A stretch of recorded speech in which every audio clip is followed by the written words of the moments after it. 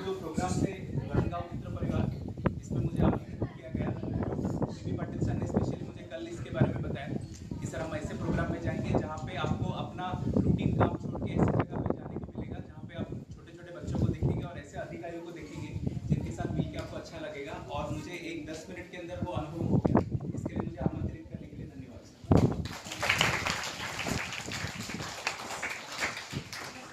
अब मुझे यही खुशी है कि जैसे ऐसे वरणगांव शहर में भी इस साइड में कभी आना नहीं हुआ। वो जो टर्निंग था कि मैं मोस्टली बुधवार निकल जाता था कभी, बट यहाँ पे पहली बार मुझे बी पाटिल सर लेके आए और यहाँ पे भी ऐसे ऐसे व्यवस्था है, ऐसे स्कूल है जहाँ पे ऐसे बच्चों की पढ़ाई हो रही है।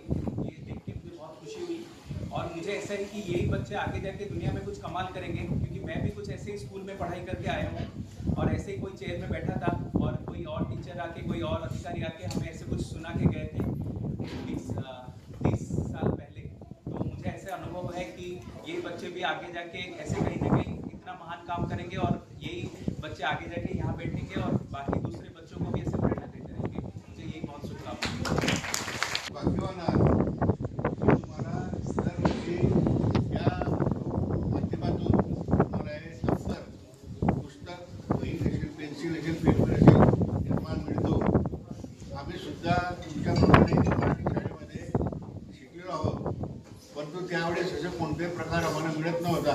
तुम्ही भाग्यवान आहात, त्याचा सदुपयोग करा आणि तुम्ही नक्कीच सदुपयोग करतील आमचा विश्वास आहे। आज हे लोक सतत जे काम करत आहेत, समाजकार्य करतात, शैक्षणिक कार्य करतात, हे स्तुत्य असे कार्यक्रम आहेत। आज दरवर्षी ते हे काम करतात। आम्हाला एक कोणी आहे त्यांना शुभेच्छा देतो।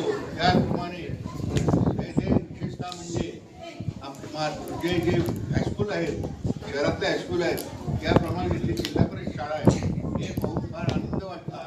कारण निसर्गरम्य शाळेत, निसर्गरम्य परिसरामध्ये ही प्राथमिक शाळा आहे। आज इथे शुद्ध हवा मिळते। आज वाढलेला वर्ग आहे।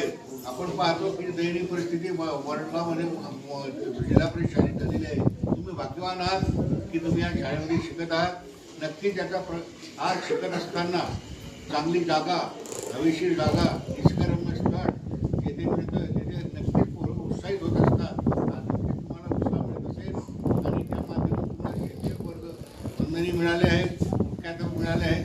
त्याचा सदुपयोग तुम्ही करावा आणि असंच पुढे जावं आणि तुमची प्रगती व्हावी ही ईश्वरचरणी प्रार्थना. माझे 2 शब्द संबोधन. जय जय.